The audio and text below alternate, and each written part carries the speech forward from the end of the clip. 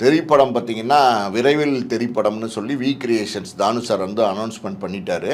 பொங்கலுக்கு தான் வரும். பொங்கல் அதாவது இப்போ ஜனவரி 14ஆம் தேதி தான் படத்தை ரிலீஸ் பண்ண போகிறாங்க.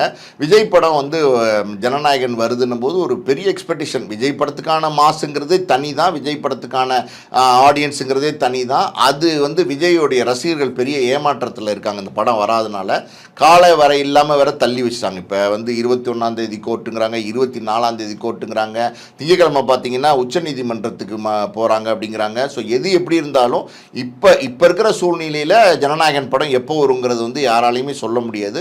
ஒரு பக்கம் பார்த்தீங்கன்னா இந்த மாதிரி தொந்தரவுகள் இருந்துச்சுன்னா ஓடிடியில் படத்தை போட்டுருவாங்க, நாங்கள் ஓடிடியில் போட போகிறோம் அப்படின்ற மாதிரி ஒரு பேச்செல்லாம் இருந்துகிட்டு இருக்கு. இதெல்லாம் வந்து எப்படின்னா பலவிதமான யூகங்கள் அது இன்றைக்கி சோஷியல் மீடியாவில் இருக்குது.